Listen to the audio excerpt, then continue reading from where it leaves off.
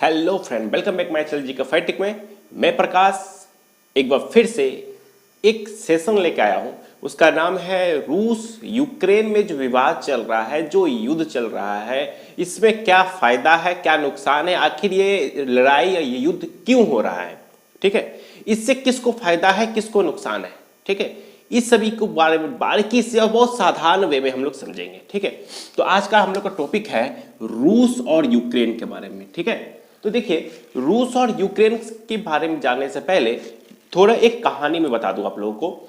Actually में आप लोग बचपन में ही जनरली जो है क्या होता है, या बचपन में या तो अभी आजकल, आज भी इस टाइम में भी आजकल बहुत ज़्यादा होता है कि कोई आपको उस्का दे।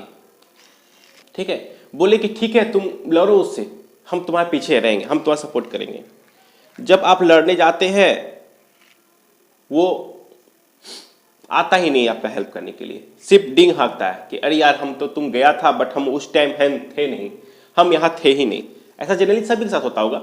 जब भी आप कभी लड़ाई झमेला झंझट या तो कुछ फॉर्म भरने के लिए भी जाते होंगे, वहाँ बोलते हैं चल चल आज बोलो उसको, नहीं होगा तो हम पीछे से हैं, हम सपोर्ट करेंगे, हम ऐसा बोल देंगे। जब आप बोलने के लिए जाओगे तो जो आपको उस्काया वही आपका साथ नहीं दिया, तो आपको रिलीज हो गया कि बस सिर्फ सब बातें के ही मुरीद है। ठीक है, तो वही चीज हुआ था इस रूस और यूक्रेन के बारे में।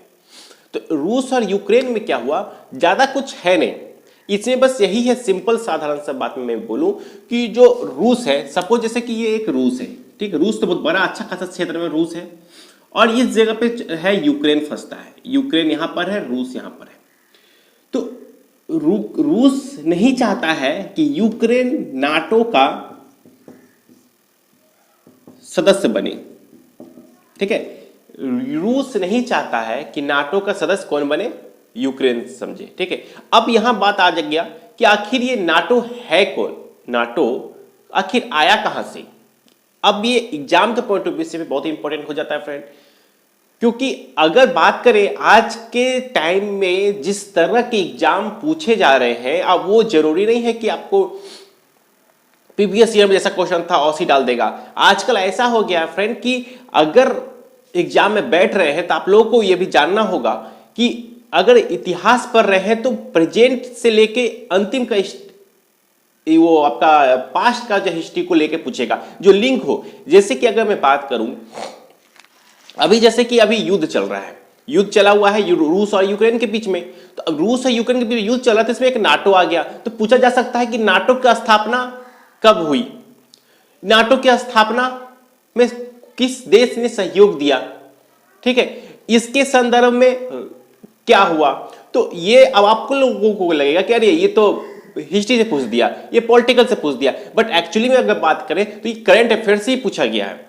जो घटना हुआ है उसका उस जिस जगह पे हुआ है वो जगह अतीत में वर्तमान में किस तरह से लिंक है, उस नजर पे रखते हुए एग्जामिनर आजकल क्वेश्चन बना रहे हैं।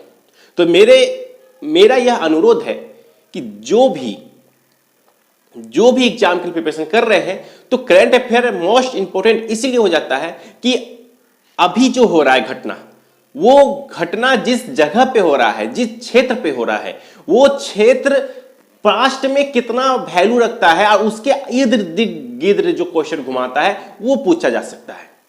ठीक है, अब अगर बात करें कि रूस के बारे में क्या पूछ सकता है, तो पूछा जा सकता है कि आखिर रूस में जैसे कि बहुत क्षेत्रफल की दृष्टि से सबसे बड़ा विश्व में अगर बात कर रहे हैं तो रूस के बारे में पूछा जाएगा। अब रूस क्या पूछा गया, तो रूस की राजधानी पूछ दे सिंपल सा अगर बात में, तो आप लोगों को लगेगा क्या कह रहे ये तो करंट अफेयर से पूछ दिया रूस की राजधानी के बारे में। ठीक है, तो एक्चुअली में बात करिए तो क्वेश्चन ऐसे घूम रहा है।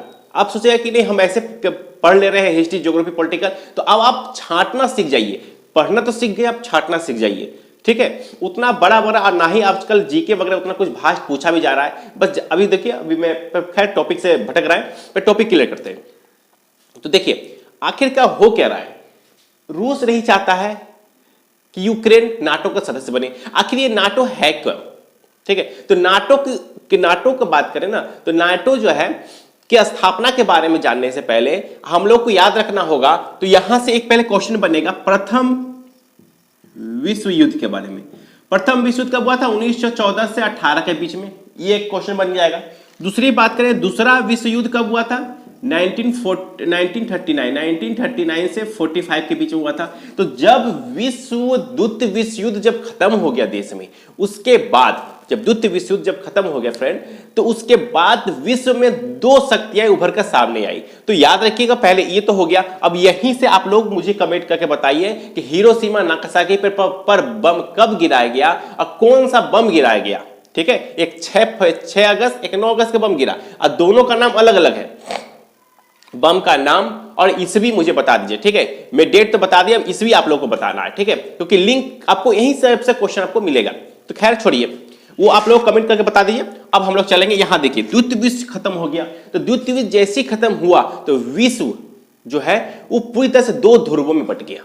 विश्व दो ध्रुवों में बट गया, मतलब कि ये अगर विश्व मान लेते हैं तो विश्व जो पूरी तरह से दो ध्रुव में बट गया। तो एक पूर्वी जो हिस्सा हुआ वो संयुक्त राष्ट्र संघ का हो गया, और दूसरा हिस्सा संयुक्त राष्ट्र संघ सोवियत संघ का हो गया, और दूसरा हिस्सा जो हो गया संयुक्त अमेरिका का हो गया। ठीक है, मतलब कि पूर्वी भाग की बात करें तो अगर बात करें पूर्वी भाग कौन ले लिया, सोवियत संघ ले लिया, और पश्चिमी भाग को क्या कहलाता था, अमेरिका, संयुक्त राज्य अमेरिका कहलाने लगा। ठीक है, तो ये भी क्वेश्चन यहां से पूछा जा सकता है। तो अभी हम लोग नाटो पे आ रहे हैं। ठीक है, तो अब जब विश्व दो शक्ति बन गया तो अब इसमें क्या फंडा हुआ, इसमें यह हुआ, अब जैसे कि मान लीजिए आप कोई घर है, एक घर का मान लीजिए बंटवारा हो गया। तो बंटवारा हो गया, आप उस घर के मालिक है। जैसे कि आपका घर मान लेते, ये घर है आपका, ठीक है, दिख रहा होगा। हाँ, अब यहां पे जो मालिक है वो हट गया, चला गया। अब यहां पे आप इस घर का मालिक आप हुए, इस घर का मालिक आपका भाई हो गया। ठीक है, यहां आप हुए, आपका भाई हो गया। तो आप जब मालिक हो गए तो आप चाहेंगे नहीं कि थोड़ा थोड़ा सा हम भी अपना क्षेत्र बढ़ाएं, अपना सैन्य ताकत बढ़ाएं, अपना एरिया बढ़ाएं, फिर और कुछ आर्थिक विकास भी करें। ठीक है, ताकि ये बगल वाला आपका जो पड़ोसी उस पर अटैक नहीं करने से पहले 10 बार सोचे। ठीक है, तो द्वितीय विश्व युद्ध के बाद में ही शीत युद्ध भी प्रारंभ हो जाता है। तो आप लोगों को कहना हो सकता है कि शीत युद्ध हम लोग क्या है, आखिर ये कैसे कह सकते हैं कि शीत युद्ध है। तो शीत युद्ध का मतलब ये होता है फ्रेंड कि युद्ध होते होते टल जाना। ठीक है, आज देश में जैसे कि अभी रूस और यूक्रेन के बीच चल रहा है, तो अभी जैसे कि आजकल सभी देश जो है युद्ध करने से पहले 1000 बार सोचते कि अगर हम हमला करेंगे तो उधर से भी तो हमला होगा।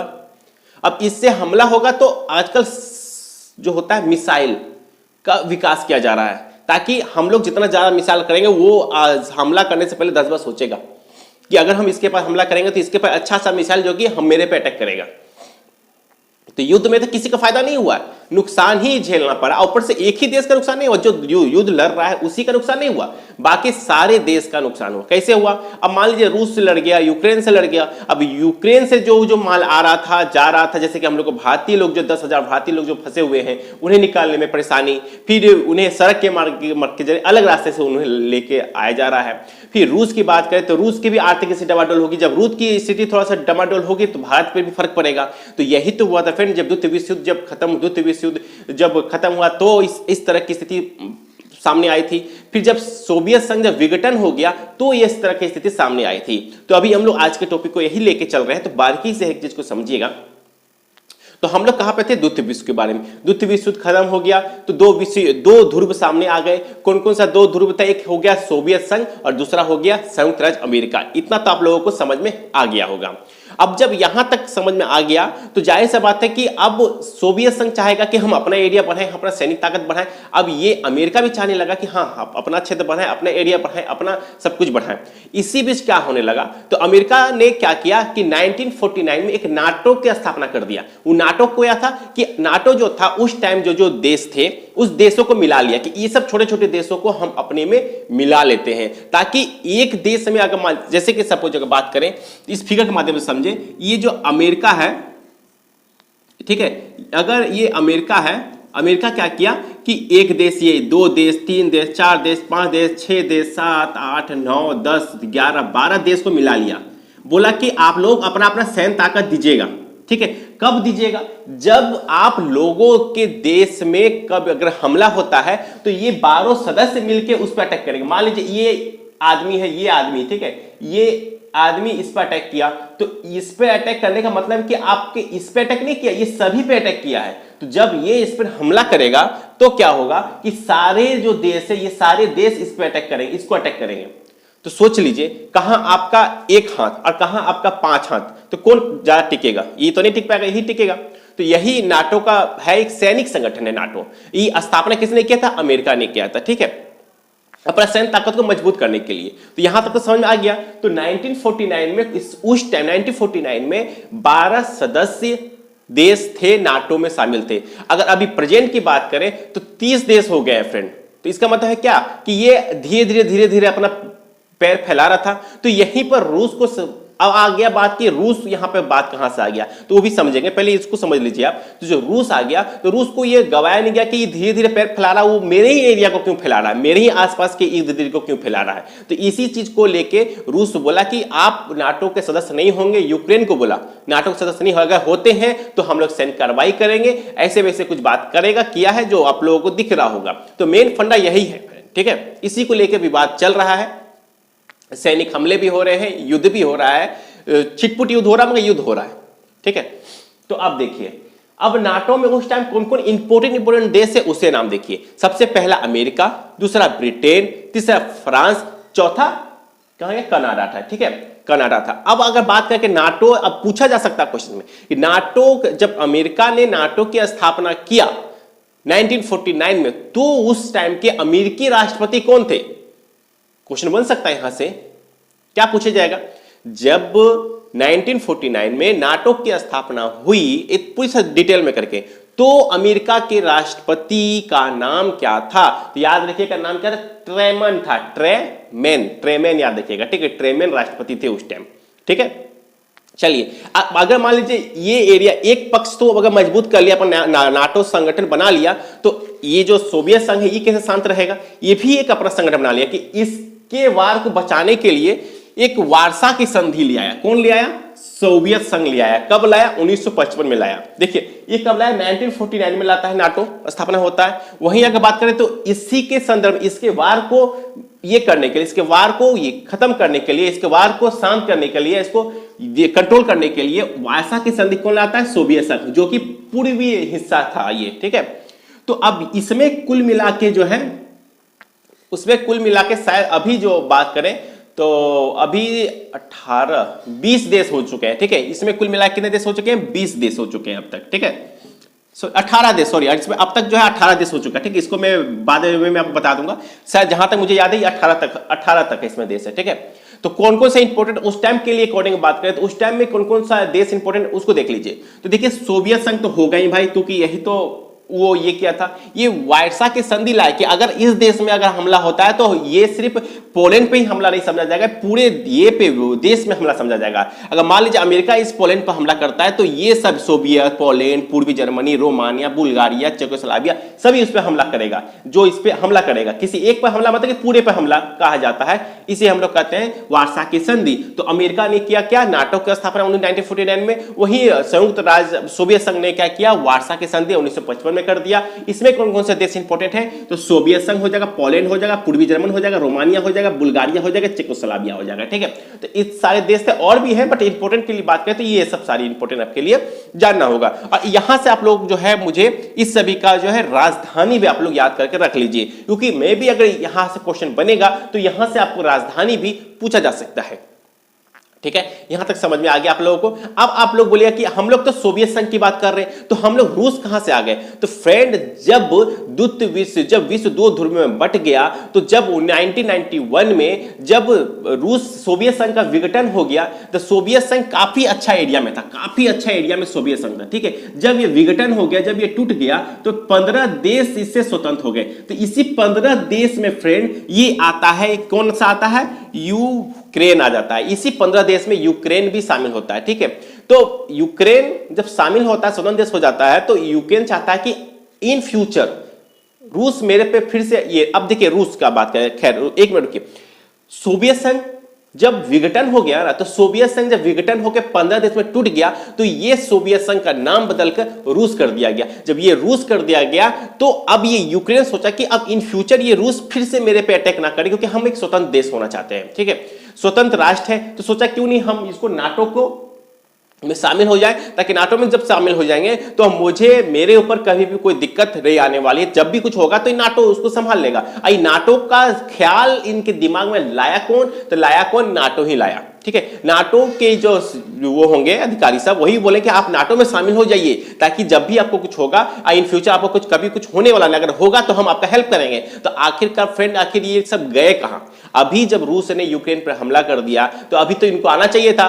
तो अभी बयानबाजी अभी चल रहा है। अब देखिए इसमें नुकसान किसका हो रहा है? आम जनता का नुकसान हो रहा है, पॉल्यूशन का हो रहा है। इतने भयानक भयानक मिसाइल गिर रहे हैं तो देश में पॉल्यूशन की स्थिति तो जाहिर सा बात है होगा ही होगा। ग्लेशियर पे भी फर्क पड़ेगा, पानी का स्तर और बढ़ेगा, पानी भी प्रदूषित होते चल जाएगी, फिर वायु भी प्रदूषित होती चल जाएगी, हीट जनरेशन होते चल जाएगा, ग्रीन हाउस ऐसे भी छेद है और भी छेद होते चल जाएगा। तो इस तरह का प्रॉब्लम क्रिएट होगा। अब इससे अर्थव्यवस्था पे भी फर्क पड़ेगा। जैसे कि आप देख रहे हैं शेयर मार्केट में भी बाजार बहुत डाउन हो चुका है, तो अब पेट्रोल का दाम भी बढ़ गया, अब बढ़ेगा, अभी तो बढ़ गया, अभी तो उधर बढ़ा है, अभी इधर भी बढ़ने वाला है। ठीक है, तो बस कुछ कारण वह इलेक्शन के कारण शायद अभी शांत है, मगर धीरे धीरे देखिएगा कि इंडिया में भी आपको पेट्रोल डीजल का दाम बढ़ने को देखने को मिलेगा। तो ये तो हम लोग बात कर लिए रूस के बारे में संदर्भ में। तो यहां तक हम लोगों ने जाना, तो यहां तक जानिए। तो इसी में एक चीज आता है, एक क्वेश्चन आपको बनेगा बर्लिन का। तो बर्लिन का दीवार कब बना? तो याद रखिएगा 1961 में, 1961 में बर्लिन का दीवार बना। आखिर बर्लिन का दीवार है क्या? तो फ्रेंड बर्लिन जो है वो जर्मनी में है। ठीक है, जब विश्व दो धुर में बट गया, तो बर्लिन जो था वो एक हिस्सा पूर्व में था, एक हिस्सा पश्चिम में था। तो बहुत से लोग जो पश्चिम से भाग के पूर्व में जा रहे थे, इस कारणवश जो है जर्मनी में जो है बीच का दीवार खींच दिया गया।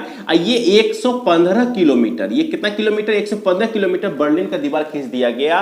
और ये कहां खींचा गया? तो जर्मनी में खींचा गया। तो जब ये बीच का दीवार खींचा गया तो एक भाग पूर्वी जर्मनी कहने लगा, दूसरी भाग पश्चिम जर्मनी कहलाने जाने लगा। ठीक है, क्यों इसकी ये हुआ, क्यों इसका स्थापना किया गया, बर्लिन का दीवार क्यों किया गया? क्योंकि पूर्व वाले नागरिक पश्चिम की ओर तरफ भाग रहे थे। इस कारण जो क्या हुआ कि यहां पे दीवार बना दिया। कितना बड़ा दीवार बनाया गया? 115 किलोमीटर दीवार बना दिया गया। यहां तक तो आप लोगों को अच्छी तरह से समझ में आ गया होगा। तो आखिरकार बर्लिन का दीवार टूटा कब? तो जब विश्व दो ध्रुव में जब था और जब ये टूट गया, सोवियत संघ का जब विघटन हो गया, तो यहां पे जो बर्लिन जर्मनी जो है का दीवार जो टूट गया, तोड़ दिया गया। ठीक है, जब यह विश्व ध्रुव में नहीं रहा तो टूटेगा कैसे? तोड़ना ही था, तोड़ दिया गया। तो यहां से भी क्वेश्चन बनेगा। तो फ्रेंड अभी जो करंट जो स्थिति जो हो रही है, ये पास्ट में जो क्या क्या हुआ था उससे को खदेड़ेगा। ठीक है, वही खदेड़ का क्वेश्चन है कि आपको पता नहीं था बर्लिन के बारे में, तो बर्लिन के बारे में पूछा जाएगा बर्लिन का दीवार कहां पे बना? तो जर्मनी में बना। और क्या बोला जाएगा? तो ये जर्मनी कितने भाग में बट गया? तो दो भाग में बटा, पूर्वी जर्मन, पश्चिमी जर्मन। और इसकी जो दीवार जो बना कितना किलोमीटर तक बना? तो 115 किलोमीटर तक इसका दीवार बना। ये भी क्लियर हो गया। और क्या क्वेश्चन पूछा जाएगा? नाटो के बारे में पूछा जाएगा, नाटो का स्थापना कब हुआ था? 1949 में हुआ था।